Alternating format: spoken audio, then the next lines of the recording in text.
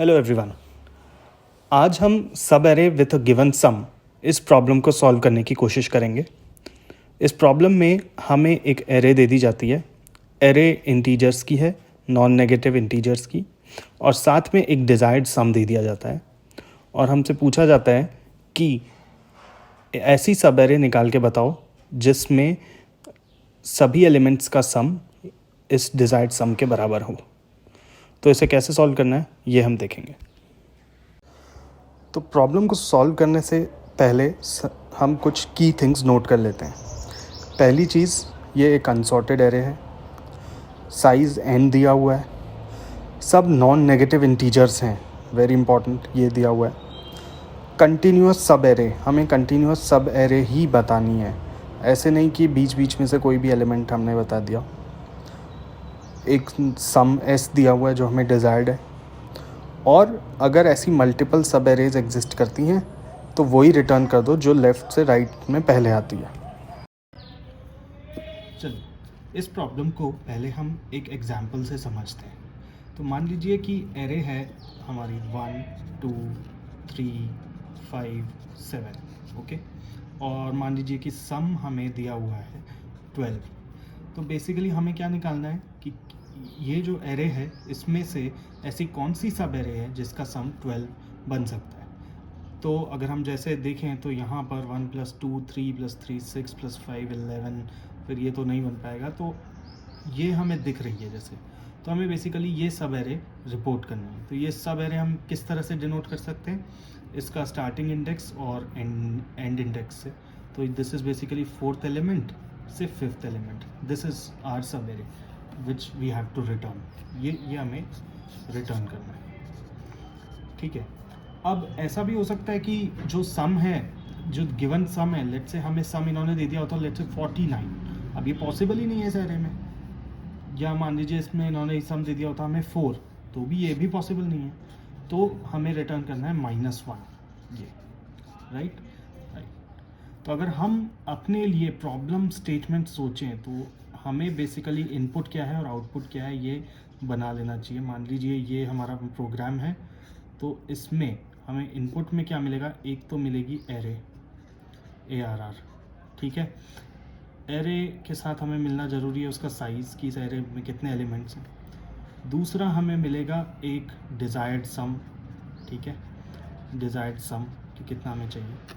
और हमें क्या रिटर्न करना है, हमें एक तरह से मान लीजिए हम ये ऐसे इंडिसेस रिटर्न कर रहे हैं, इनको मान लीजिए किसी हम एरे लिस्ट में रिटर्न कर रहे हैं, तो हम एक लिस्ट रिटर्न करेंगे। That is what is our problem that we have to solve. ये हमें सॉल्व करना है। चलिए, तो मान लेते हैं हम वही एग्जांपल कंसिडर करते हैं 1 2 3 5 एंड 7, और हमें सम दिया हुआ है 12 जो हमें अचीव करना है, ओके। तो अब सबसे पहले ईजीएस्ट सोल्यूशन जो दिमाग में आता है वो ये कि किसी तरह से मुझे सारी सब एरेज पता चल जाएं, फिर हर एक सब एरे का मैं सभी एलिमेंट्स का सम ले लूं, और उसके बाद इस सम को मैं अपने डिज़ायर्ड सम यानी S से कंपेयर कर लूं, और अगर ये इक्वल आ जाता है सम तो मैं रिटर्न कर दूं वो वाली सब एरे। अब इसमें सबसे इम्पोर्टेंट क्वेश्चन आ जाता है कि मैं सारी सब एरेज कैसे निकालूं, ठीक है। तो सब एरे किसी एरे में हम कैसे डिनोट कर सकते हैं, उसके लिए हमें एक चाहिए होगा स्टार्टिंग पॉइंट, एक चाहिए होगा हमें एंड पॉइंट। तो जैसे मैंने यहाँ लगा दिया तो ये 1 से लेके 5 तक ये एक सब एरे हो गई, 1 2 3 5। सिमिलरली 3 5 7 ये भी एक सब एरे हो गई अगर मैंने स्टार्टिंग पॉइंट यहाँ रख दिया और एंड पॉइंट यहाँ।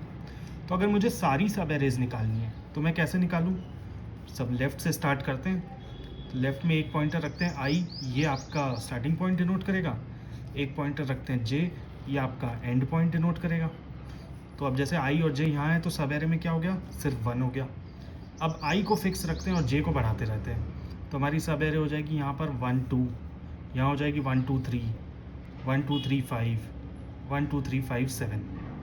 अब J का बढ़ना पॉसिबल नहीं है तो अब हम I को बढ़ा सकते हैं। तो अब हमारी सब एरे यहाँ पर आ जाएगी और J वापस हम यहाँ से शुरू करेंगे।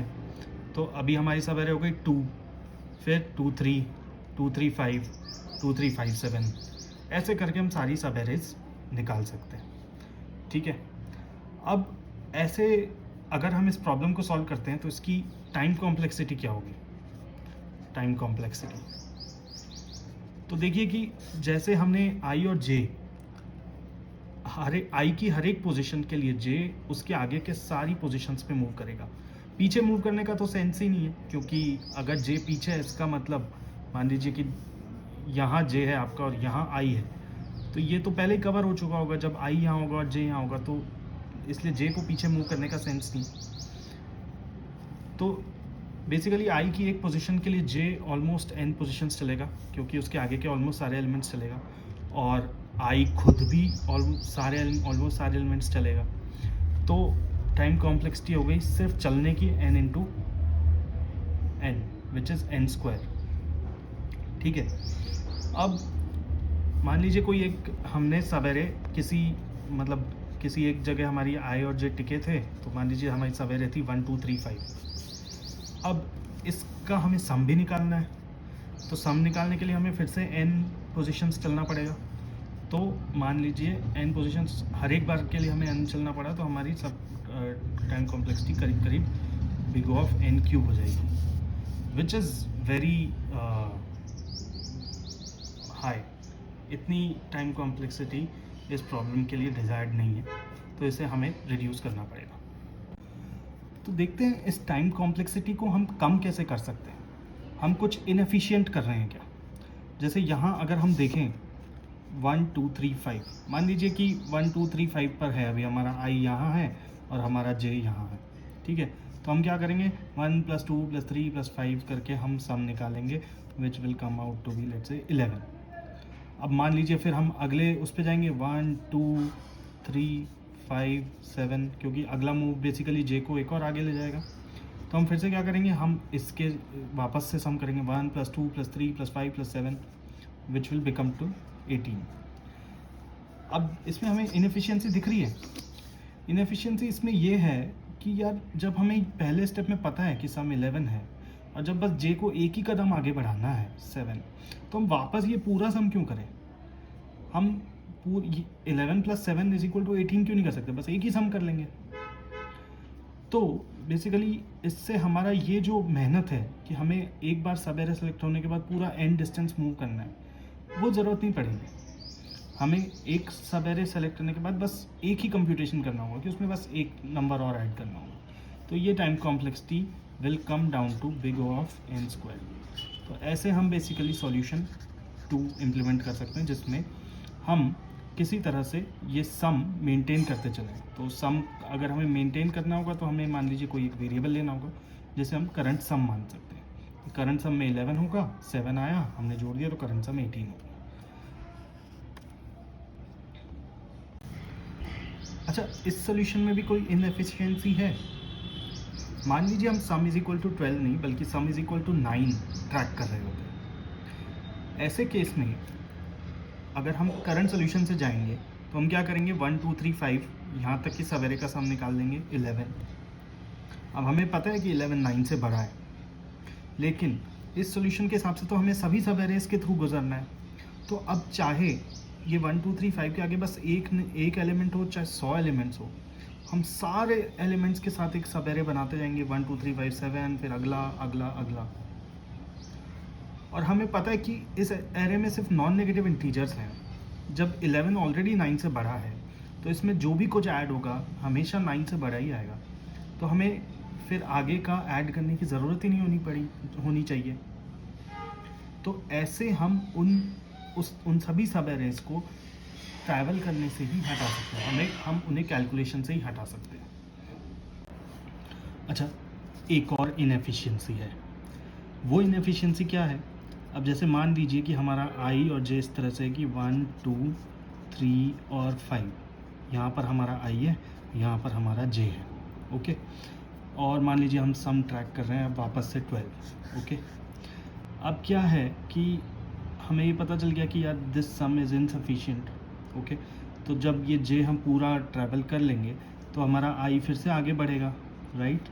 और हम फिर से जे को अब कहाँ से शुरू करेंगे, वापस यहाँ से शुरू करने लगेंगे, 2 3 5 ऐसे ऐसे जे आगे बढ़ते रहेगा अपना, राइट।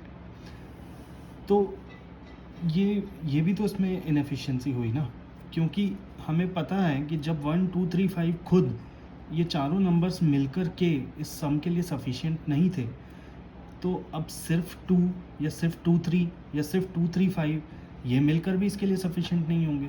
तो हमें वापस आई और जे की ये सब एरेज लेने की तो ज़रूरत ही नहीं है। तो इस तरह की सब एरेज को भी हम हटा सकते हैं, राइट। ठीक है, अब इस थॉट को हम अपना पॉलिश करते हैं। तो मान लेते हैं कि हमारी वापस एक एरे है और हम जो सम ट्रैक कर रहे हैं डिजायर्ड सम वो एस वेरिएबल में है। तो अब जानने की कोशिश करते हैं कि हम किस तरह से चलने लगेंगे। तो ऑब्वियसली चलिए हम स्टार्ट तो यहीं से करेंगे, हमारा आई यहीं से स्टार्ट होगा और हमारा जे भी यहीं से स्टार्ट होगा, राइट। बिल्कुल ठीक बात है। अब हम हर एक आई और जे के कॉम्बिनेशन से एक सब एरे बन रही है, इसके सम को हम इससे कंपेयर कर लेंगे। मान लीजिए कि सम कम है, तो हमें क्या करना चाहिए, हमें जे को आगे बढ़ाना चाहिए। अभी भी कम है तो जे को और आगे बढ़ाना चाहिए।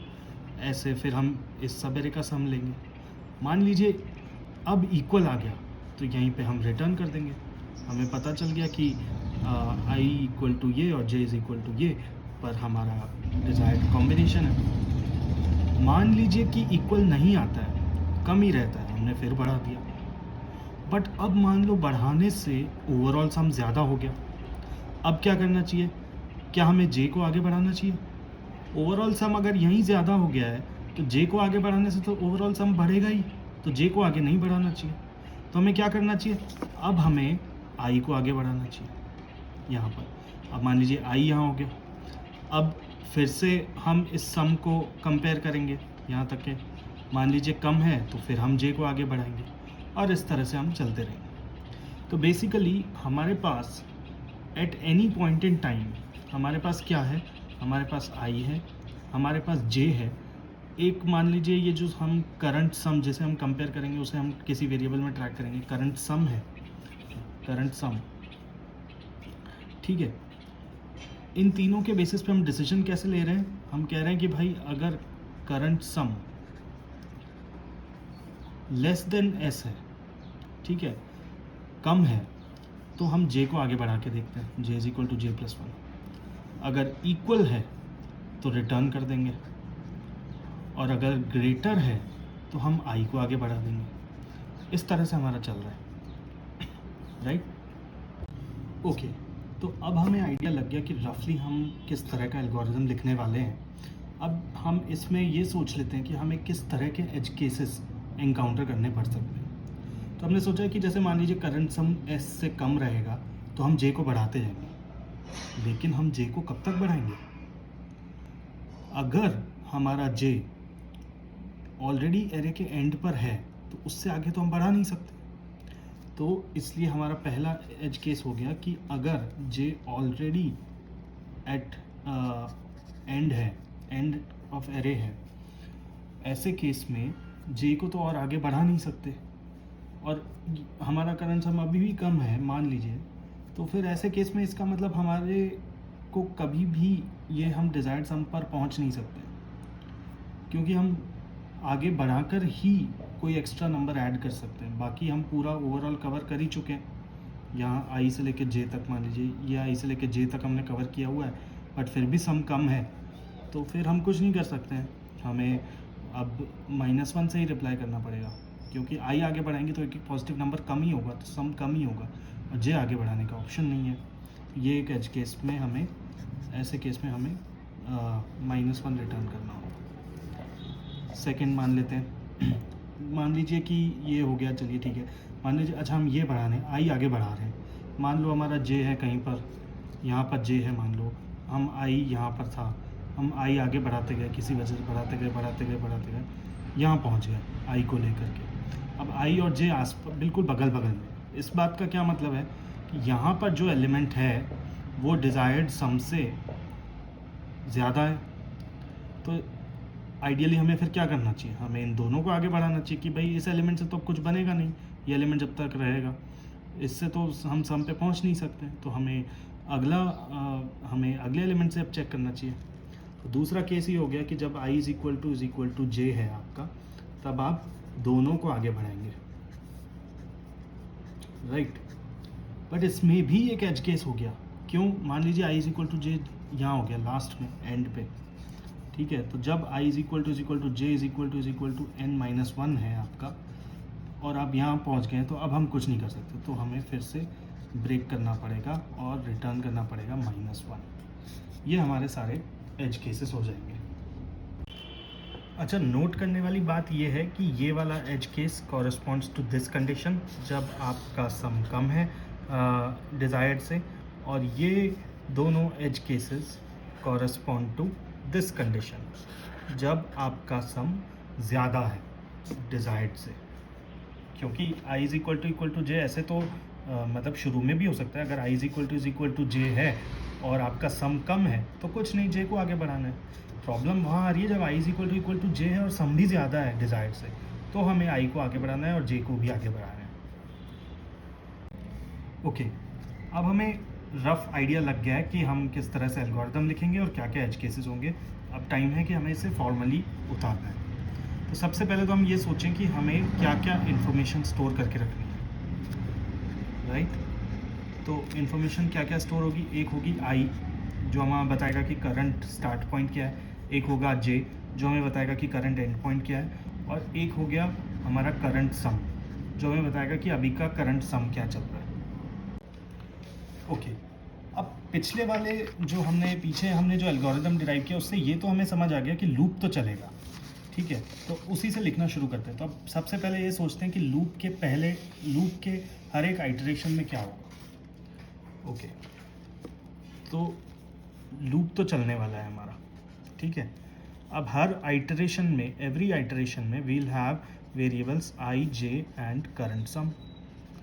मान लो इन सब की कोई ना कोई वैल्यू है उस आइटरेशन में। अब इसमें हर आइटरेशन में पहला स्टेप क्या होगा?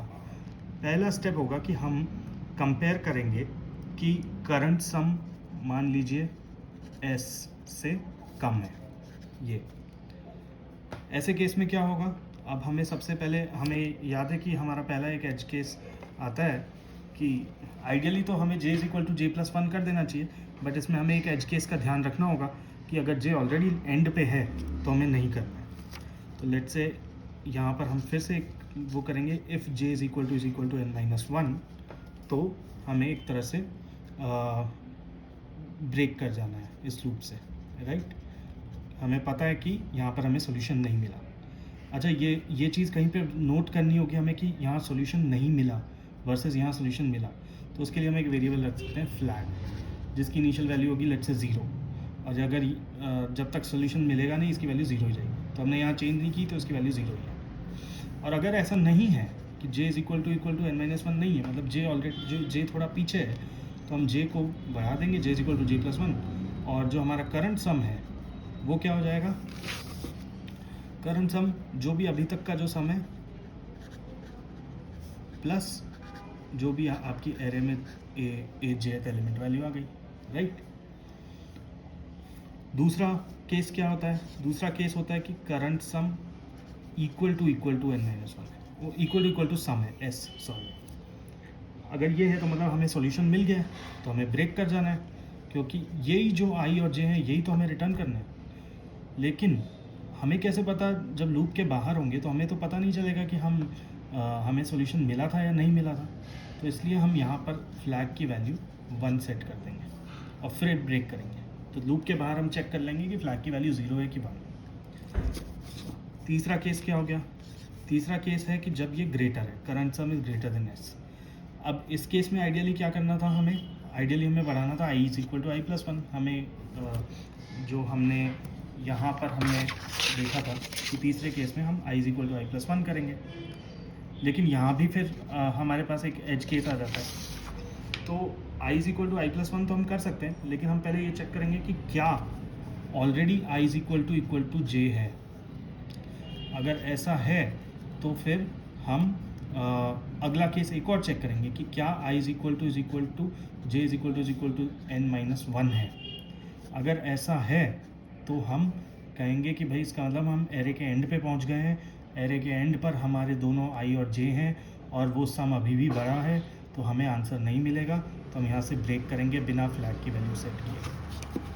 और अगर ऐसा नहीं है, मान लीजिए ये चीज़ नहीं है, ये वाली कंडीशन, तो इसका मतलब i और j कहीं बीच में है। हम आगे के एलिमेंट्स देख सकते हैं, तो हम i is equal to i plus one, j is equal to j plus one कर देंगे, और जो हमारा करंट सम है उसमें क्या हो जाएगा, उसमें बस वही एलिमेंट ai वही आ जाएगा, राइट। और अगर मान लीजिए i is equal to j खुद ही नहीं है, ये भी नहीं है, तो इसका मतलब i हमारा j से पीछे है, तो हम simply i is equal to i plus one कर देंगे और हम करंट सम को अपडेट कर देंगे। अब क्या हो जाएगा current some minus a of, अभी तो i की वैल्यू एक बढ़ गई है, तो हमें पिछले वाला एलिमेंट हर सब्ट्रैक्ट कर देना है, a of i minus one, ये हो गया। तो अच्छा, अब लूप है तो लूप कभी ना कभी तो टर्मिनेट भी होगा। ये टर्मिनेट कब होगा, तो हम देखेंगे, तो हमने हर एक केस में यहाँ पर ब्रेक करने का ऑप्शन दिया हुआ है, तो यहाँ पर भी ब्रेक हो जाएगा, या तो हमें हर एक पॉइंट पर, या तो हमें कहीं पर सम मिल जाएगा तो ब्रेक हो जाएगा, नहीं सम मिलेगा तो हम या तो एरे के एंड पर पहुँच जाएंगे तो भी ब्रेक हो जाएगा। तो इस लूप को हम इनफाइनाइटली चला सकते हैं, तो बेसिकली इसे हम वाइल ट्रू कर सकते हैं। और जैसे ही हम लूप के बाहर आ जाएंगे उसके बाद क्या होगा, बस हम फ्लैग चेक कर लेंगे। फ्लैग की वैल्यू अगर 1 है तो इसका मतलब हम i और j को एक एरे लिस्ट में डाल के रिटर्न कर देंगे। फ्लैग की वैल्यू अगर 0 है तो हम -1 को एक एरे लिस्ट में डालकर रिटर्न कर देंगे। ये हमारा एल्गोरिथम हो जाएगा। अच्छा, एक और चीज़, लूप में घुसने से पहले भी इनकी कोई इनिशियल वैल्यूज़ तो होनी पड़ेंगी, तो हम, क्योंकि हम फर्स्ट एलिमेंट से स्टार्ट करेंगे, तो i 0 है, j 0 है, और करंट सम कितना हो जाएगा, current sum will be equal to ai, और यहाँ से हम लूप में घुसेंगे और इस तरह से लूप से हम निकल के और बाहर फ्लैग चेक करके और हम रिटर्न कर देंगे। ये हमारा एल्गोरिथम हो गया। अच्छा, इसका कंप्लीट कोड के लिए मैंने डिस्क्रिप्शन में लिंक दे दिया है, आप वहाँ जाकर देख सकते हैं। और मान लीजिए इसमें एक और कॉम्प्लेक्सिटी होती, मान लीजिए इसमें नेगेटिव नंबर्स भी हो सकते थे एरे में, तो इसे हम कैसे हैंडल करते, ये हम एक दूसरे वीडियो में डिस्कस करेंगे। इसके लिए आप स्टे ट्यून्ड। Thank you.